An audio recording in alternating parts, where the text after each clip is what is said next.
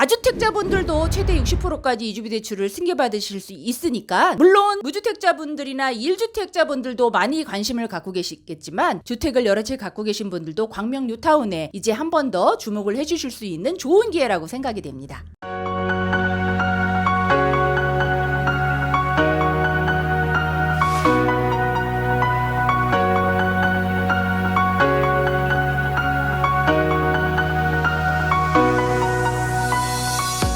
안녕하세요. 부동산 쑥쑥TV 부동산 키우미 조향숙입니다. 여러분들 2023년이 밝았습니다. 새해 복 많이 받으시고요. 올 한 해도 기쁘고 행복한 일만 가득하시길 바라겠고요. 오늘도 광명 뉴타운에서 여러분들과 좋은 소식 함께 하겠습니다.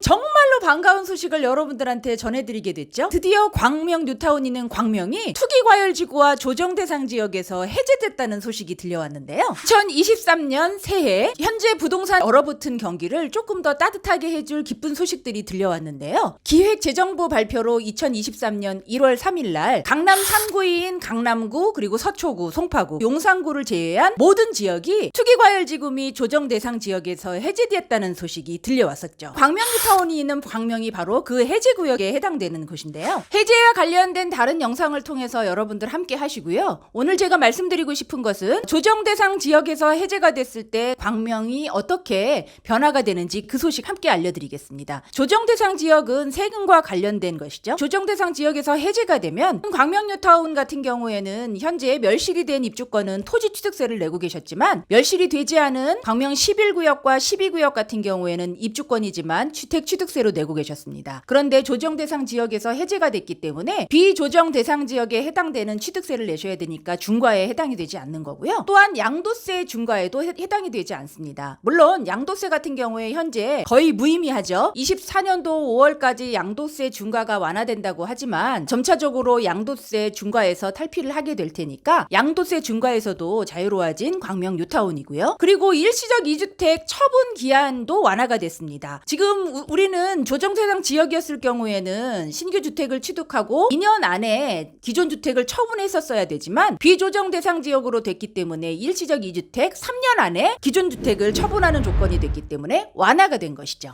조정대상 지역에서 해제가 되면 달라지는 것. 조정대상 지역이었을 경우에는 자금 조달 계획서를 주택을 취득할 때 모두 썼어야 되지만, 비조정대상 지역이 되는 경우에는 주택에 한해서 6억 원 이상일 경우에만 자금 조달 계획서를 작성한다는 사실. 그렇기 때문에 이제는 주택을 취득해도 자금 조달 계획서를 따로 작성하지 않아도 된다는 사실을 아시면 되고요. 또 한 가지, 비과세 요건이 완화가 됐죠. 조정대상 지역일 때는 2년 보유 그리고 2년 실거주를 하셔야 되는 문제가 있었지만, 비조정 대상이 됐기 때문에 이젠 2년만 보유하시면 비과세 요건에 해당이 되시는데요. 여기서 여러분들께서 하나 꼭 짚고 넘어가셔야 될 부분이, 조정대상 지역이었을 때 취득을 하셨던 분들은 나중에 비과세를 받으시려면 꼭 2년 실거주를 하셔야 된다는 거, 그 점 잊지 마세요. 또 조정대상 지역에서 해제되면 달라지는 것. 광명 뉴타운은 앞으로 일반 분양을 많이 하게 될 텐데요. 많은 구역들 중에서 모두 다 분양가 상한제에서 이제 탈출을 하게 됐습니다.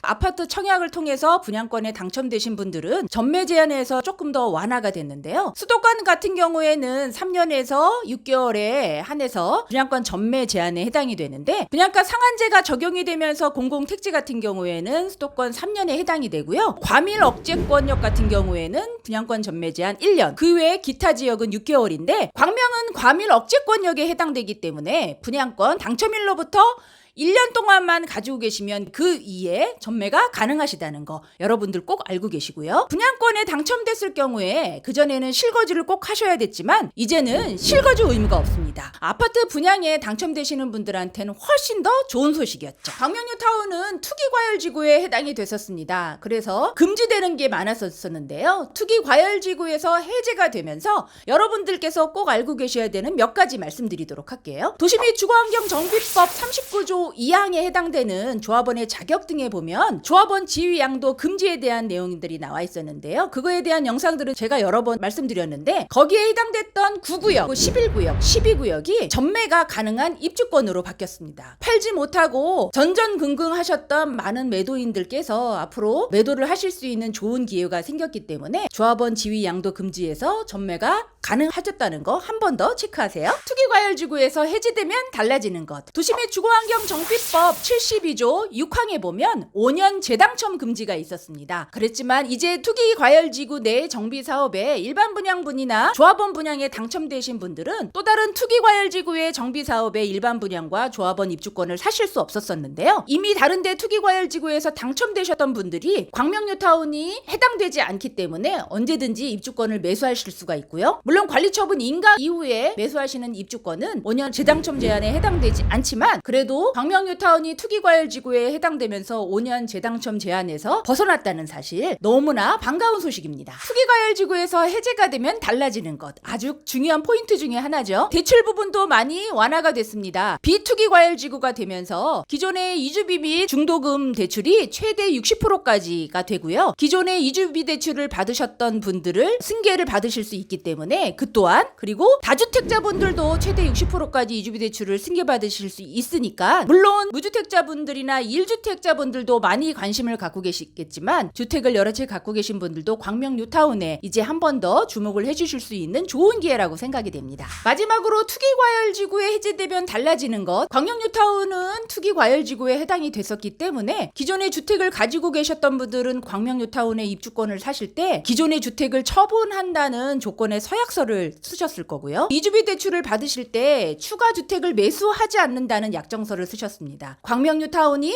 투기과열지구에서 해제가 됐기 때문에 그 서약은 이제 무의미해졌고요. 기존 주택을 처분하지 않아도 되고요. 주택을 또 추가로 매수하셔도 된다는 장점이 생기게 됐죠.